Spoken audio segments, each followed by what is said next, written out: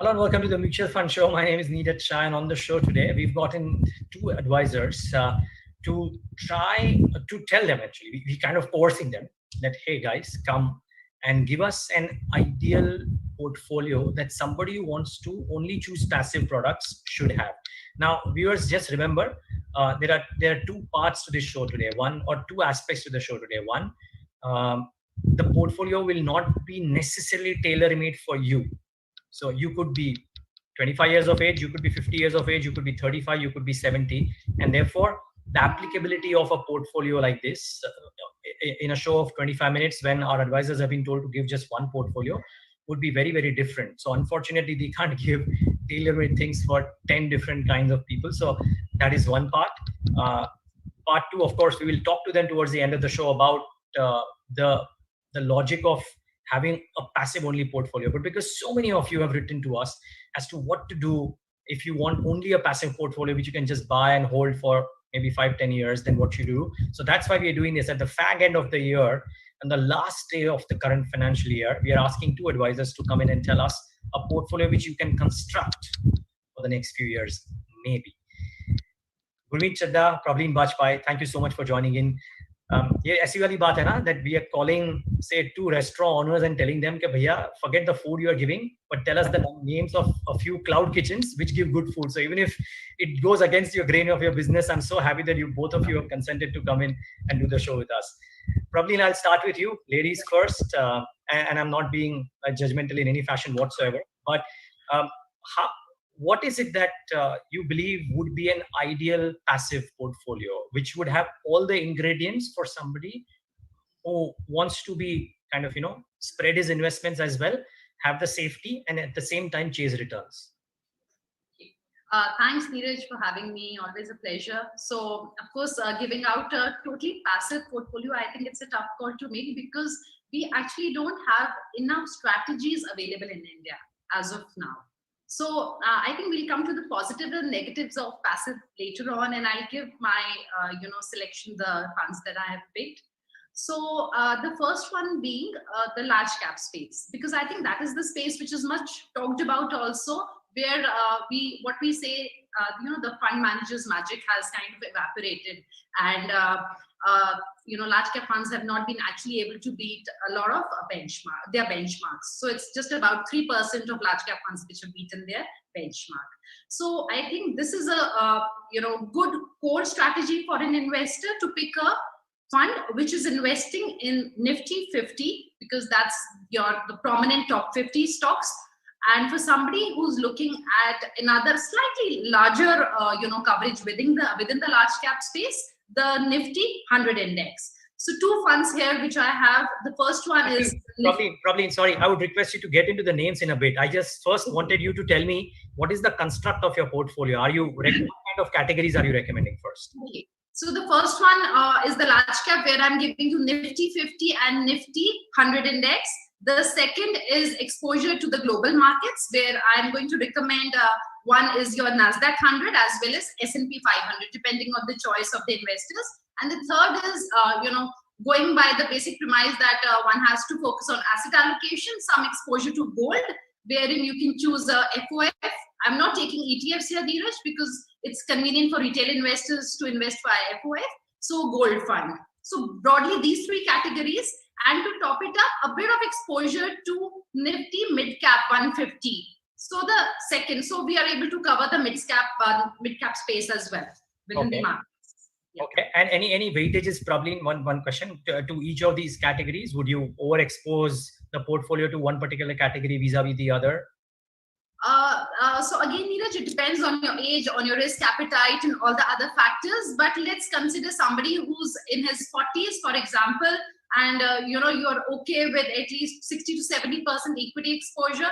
I feel they're about within the equity, about 80% in Indian markets, about 20% can go to US if you have a longer horizon, or global markets for that matter. Within the Indian markets, I think, of course, the stability comes from the large caps in India and followed by the next 150 stocks, which is our mid cap space. And gold is again 5 to 10%, depends on the personal choice. So that's broadly how I would split it. And debt, we don't have too many options within index, but debt is a very, very important component. But we still have lesser choices within the passive space, actually. So I'm not giving out a name there. Okay, so debt is important, but because of the lack of options, you can't give out a debt portion. So right now you're restricting the portfolio to these four. Yes, yes. Okay, great. Thanks, Prableen. Gurmeet, firstly, thanks for joining in. What's your portfolio construct and the reasons thereof, and the weightages, of course? So, Neeraj, I think I broadly agree with what Prableen said in terms of the allocation. I would keep it a little more simpler. In fact, since I'm a Warren Buffett fan, and he said in one of his AGMs that he wants his wife to invest everything in S&P 500 after him. So that's coming from the biggest proponent of active investment managers. So I think passive investing is here to stay. It will pick up. Assuming we are making only a passive portfolio, my allocation would be Nifty 50, 50%. Keep it simple. Reason is that we did a comparative analysis of Nifty 50, Nifty Next 50, and even Nifty Mid Cap 150. I did not see any outperformance over long periods. Even in Nifty Mid Cap, the outperformance is only 50 basis points, that only after in 10 years time frame. So actually Nifty 50 has beaten Nifty Mid Cap 150 even in 3-year, 5-year, 7-year horizon. So 50% in Nifty 50, and that probably, Neeraj, is also because of the concentration, I think, and we are seeing becoming bigger play, Pure, and that's got to do with, we are seeing the polarization there. So 50% in Nifty 50, 25% in Nifty Mid Cap 150, because you will have, lumpy performance in the mid cap space. So last 1 year, for example, it is 90%, right? So you will get, so you have to be, I won't say tactical, but you have to get into mid cap to take advantage of that lumpy year, which you will get in once in maybe 3 years, 4 years, 5 years, depending. Typically, it comes after every 3-4 years if you do some back testing. 15% in Nasdaq. I'm a great believer that technology would be the greatest disruptor. I was doing, Nifty, Nasdaq 100 ETF has beaten every possible index in 5, 10, 15 years. It's just like 23, 24% CAGR. In fact, I did an analysis that had you even invested in the worst on the meltdown day, when Nasdaq corrected 79%, it's still up 6 times. So that's the tremendous wealth creation Nasdaq 100 has done. And the best tech disruptors find its way eventually into Nasdaq, which is 60% largely tech. So 15% there. And I agree with Prableen, considering the markets we are in, considering the lofty valuations we are in, about 5 to 10% to gold. That as an hedge, gold typically tends to do very well in pandemics. And every 3-4 years, we do get hit by something. The names keep changing.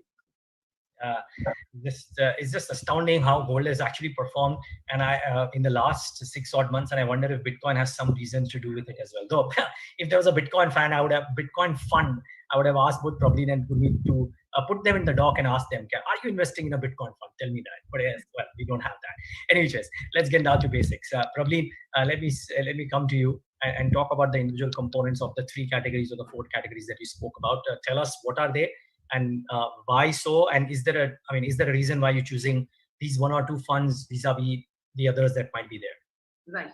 One category, Neeraj, I missed out was, the Nifty Equal 50 Index.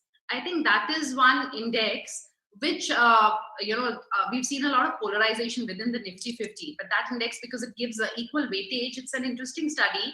Since 99 till now, it has actually outperformed, given a 15.3% CAGR as compared to about 13.5% of Nifty 50. And in the last 5 years, there has been little underperformance, but in the last 1 year, it has actually outperformed by almost 5%. So I feel investors can also look at Nifty 50 equal, but I think the investing routes, vehicles are limited. I think there's only one DSP fund currently. So I think there aren't enough options there, but I think the equal weight is also an interesting, index which investors can look at.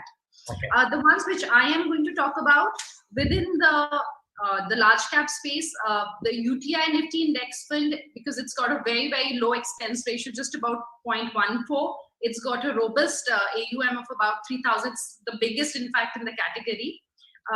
So the composition of any Nifty, index fund would remain the same largely. So their investors can actually look at some other criteria, such as expense ratios and what kind of tracking error the fund has had. And the other one is Axis Nifty 100 Index, because it combines the behavior of Nifty 50 and Nifty Next 50. So the whole of the large cap universe is covered. And there again, the expense ratio is just about 0.15%, though the AUM is, it's about 376. So the good part with a tiny AUM in a passive strategy is that the expense ratios still are quite under check, because your expenses as it is are low. You're just replicating an index. Within the global space, Nasdaq 100, of course, is my choice. I'm taking the route via Kotak this time, the Kotak Nasdaq 100, and Neeraj, that is investing into Nasdaq 100 using the iShares ETF. And again, the expense ratio is just about 0.3%. Nasdaq 100 is a composition of non-financial stocks in the US. It's a composition of 100 stocks, which also includes international stocks. So about 2 to 3% of international allocation is there in Nasdaq, nothing in the financial space. And the AUM of the current, this was just launched in January, so it's about 230 crore AUM. But again, when you're going through a master fund, Neeraj, the main focus has to be on the master fund. So here, how iShares is going to perform has to be the bigger criteria, because Kotak is only going to use it, Kotak is just a vehicle to park the money into Nasdaq 100. iShares. So you on iShares and you like the expense ratio of the Kotak fund, is it? Yeah. So, and iShares, it's one of the biggest names in passive investing. So I'm going with that, because the S&P fund that we only have available from Motilal Oswal, the index fund. And of course, again, S&P 500, it's, giving you a 80% market cap exposure to the US, with about 27% in the top 10 stocks. But again, I think investors need to be very careful that they don't need to go and pick both the funds, because the top, almost 10 allocations will be the same currently, because these are market-based, market cap-based indices, and all the companies which have higher market caps are, carrying a higher weightage. So they have to be careful there. And within gold, Neeraj, SBI Gold Fund and Kotak Gold Fund, they both have about 800-900 crore of AUM with an expense ratio of 0.5%. Both were launched in 2011. And I think it's a passive strategy is good in terms of a fund of fund, because as an investor, I can choose whether I want to allocate 1,000 a month to gold or 5,000 a month. You have the discretion to increase your allocation. So as compared to an ETF, FOF becomes a simpler model for a retail investor. Okay. And probably I take it on board that the reason why you've chosen, I'm just repeating this, is one that the expense ratios and the tracking errors of the names that you've spoken about are probably the best available out there. And the performance on the global side, you believe that iShares would be able to do a great job on the ETF investing, and therefore that is. It's a very old brand, Neeraj, iShares, and also, honestly, within passive investing, see, the index which is going to be tracked is the main thing. So these are just vehicles, and there is not much difference, honestly, whether you're picking an ICICI index fund or a UTI index fund. I think investors can also go with expense ratio, their own comfort with a certain fund house, if that be the case, because there is no fund manager, skill involvement in those things. So I think they can actually take their pick, whichever they feel comfortable with. Got it. Thanks, Prableen. Gurmeet, to you now. You've given your categories and the weightages. Within the categories, what are the one or two names? Why?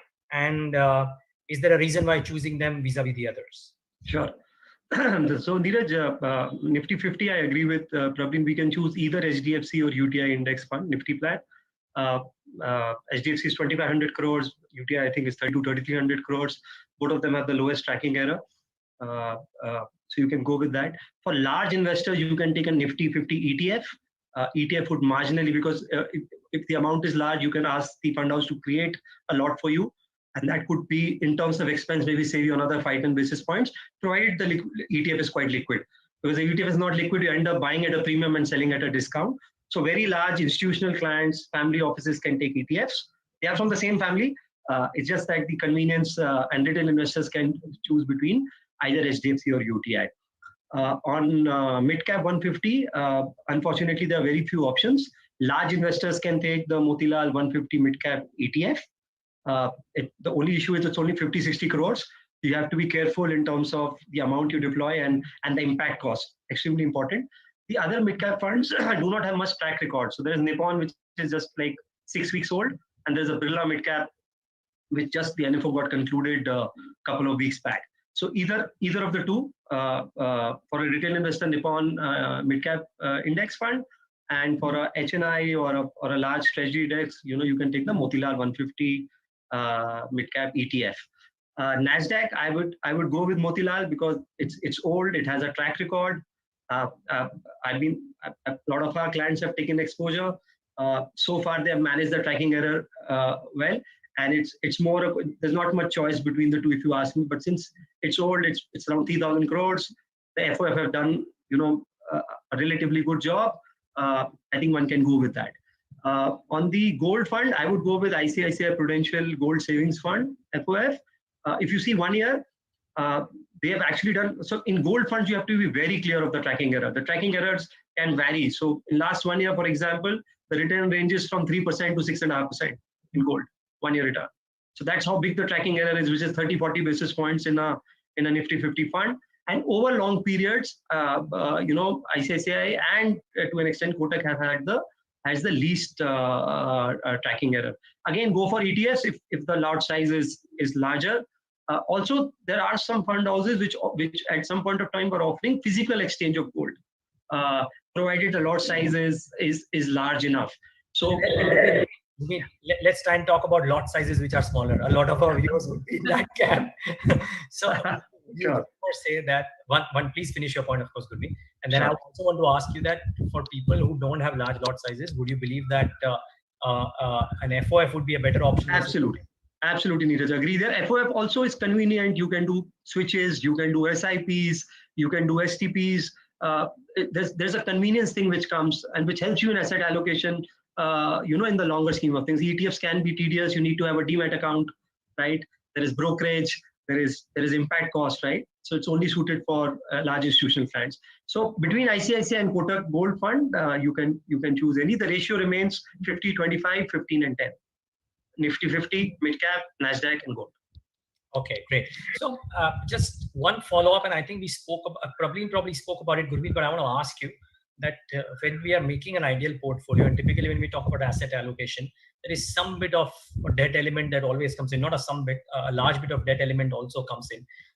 As somebody who's advising financially and not just on the funds route, and let's say somebody's taking this passive route, the equity part is taken care of.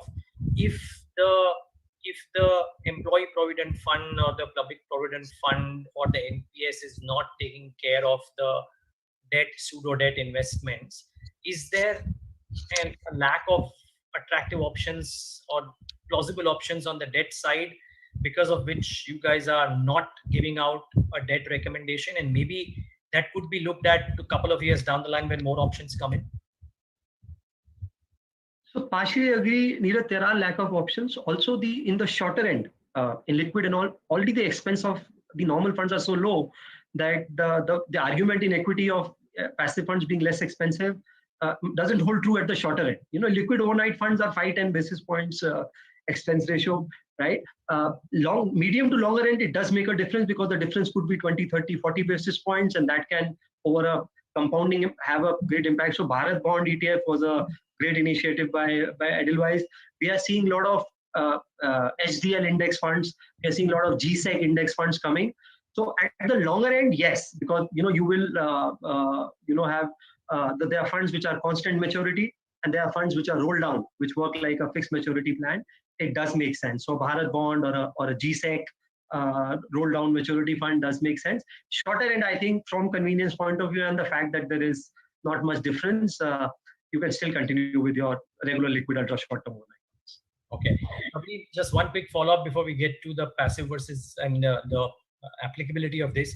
You were mentioning something about an equal weight index, and there is only one option. So I wanted to ask you that would you still make it a part of your passive portfolio, and would you recommend that even if there is only one option out there? As compared to Nifty 50? Yeah, as an addition to your overall portfolio, would you include this, or would you be? I mean, it's okay if somebody doesn't have it.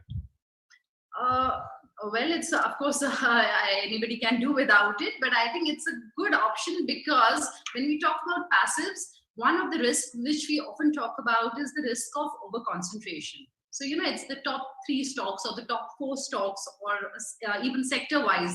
There's always that concentration, which is one of the risks in passive investing. And going with the equal weighted strategy, Neeraj, I think it negates that risk to quite an extent. And it is actually a better way to hold an index because you're giving equal weightage to each component. So especially the Nifty 50, where those 50 stocks are the largest stocks in the Indian markets. So having them in your portfolio in an equal weightage, I think can actually result in better performance. And also I checked the volatility or the risk side to it, and that is almost comparable. But the performance of the equal weightage has been better. So I think, with the Reliance in double digits and HDFC in the double digits, sometimes funds, other stocks which are doing well are not able to, get their due. So equal weightage, I think there, it reduces your risk as well to some extent, over dependence on a couple of stocks. Okay, now let's talk about this whole argument, because while a lot of you have written about the need or your desire to have a passive portfolio, should one ideally have an only passive portfolio? Should one have a judicious mix, or can one simply avoid this and still stick with entirely active? Now, Gurmeet, I want to start this with you. What's your sense here? So Neeraj, I think it's not one against the other. I think, as you rightly pointed out, it's a nice judicious mix. Praveen made that point that large caps fund are finding it difficult to outperform the benchmark, and so maybe in large cap it probably would make more sense to add an index fund or a Nifty 50 fund or a Sensex fund, right? But I think Indian markets are still not as efficient as US and rest of the world. Look at the sectoral weightages we have. We have financials at 40%. You have healthcare only at 4%, right? The entire Nifty Pharma index is 7 lakh crores. Technology, S&P 500 has 28% weightage. We have 13% weightage. So I think that there are discrepancies, and the way even Nifty is churning stocks, right? I mean, there's almost like a 25% churn ratio. So we are in a dynamic, disruptive world, and Indian markets will evolve. We probably will get there in due course of time. I can't put a time frame. And there are a lot of sectors which are not represented in India in the index properly, the way they are represented in Europe and US markets. So I think it's a nice mix. Maybe for large cap, you can have a passive fund, but I would still go with a right judicious mix of both. The ratio. So let's say if somebody is extremely active in markets, does a lot of research, can have a higher ratio of active portfolio, and somebody who is extremely passive and just buy and hold and has a completely long stance on equity, probably the ratio of passive would be higher. So there's no standard formula, but a nice mix, I think, would be better rather than this debate of which one will serve more. Probably to you as well. Should somebody make an all passive portfolio, or you think that will be a wrong strategy? So of course, the shift towards passive, I think it's a global phenomenon. So the composition of passives in the US was only about 3% in 1995. It went up to about 14% by 2005. And last year, March to 2020, it was about 41%. So if 41% of mutual funds and ETFs are passive, we actually have more than 50% in active, even in the US. So I think the US markets, which are very evolved and developed, they also have 41%. Now a year later, probably it's about 44, 45%. But that means that it is a mix of both passive and active. And there's a nice report by Vanguard, which actually gives an approach which is called the core and satellite approach. So usually we use the core and satellite approach for the core funds, and then the more riskier ones in the satellite.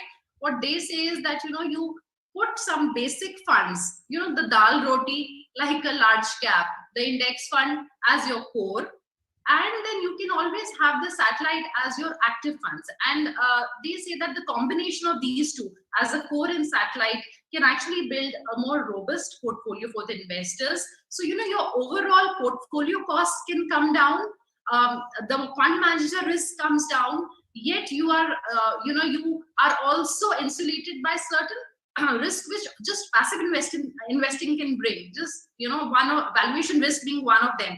The way Tesla was added to S&P 500 after 500% rally, a fund is active. 50 billion shares of Tesla had to be bought by passive fund managers. And now Yes Bank is being added to Nifty Next 50, So Yes Bank probably is not a fund a share which everybody would want actually. But just by its inclusion into an index, it has to be bought and at a certain valuation. So I think Neeraj giving a combination can, take care of each can kind of take care of the negatives which the other one brings. Somewhere there are costs are high, somewhere there is not enough innovation, there is less opportunity, there is concentration. So I think it brings out the best if you combine the two. And there's a very interesting report by Federal Reserve Board, which actually says that so they actually came up with a report which says that the risk from shifting from active to passive. So they say that the redemption and the liquidity risks, reduce, but the risk of concentration increases. So I think a combination of the two in total, for an investor can work out well. It's not that one against the other, just way Gurmeet said, it's a combination, I think, which should work. And there is, in India, I think there's still enough room in the mid-cap space. About 25% funds did beat the index, the benchmark. So I think there is a combination should work best here. Well, viewers, maybe try and choose on at least, if not anything else. And even if you are for an all passive portfolio, maybe you got some ideas from both our esteemed guests here. Maybe at the broader end of the spectrum, try and be a bit more active for your alpha generation. But as Gurmeet said, if you are very lazy, if you don't have the time, and if you want to keep for the long term, maybe you could look at that. But both of you, thank you so much for taking the time out and speaking to us today. And I thank you once again. This is not core to your professions and your business, but you still came out and gave us these strategies. So really appreciate that. Thank you. Always a pleasure. Yeah. Always a pleasure. Viewers, thanks for tuning in to the Mutual Fund Show.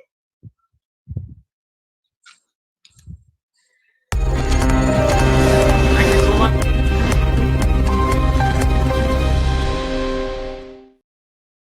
We discussed, I think हम Nifty तो देते ही हैं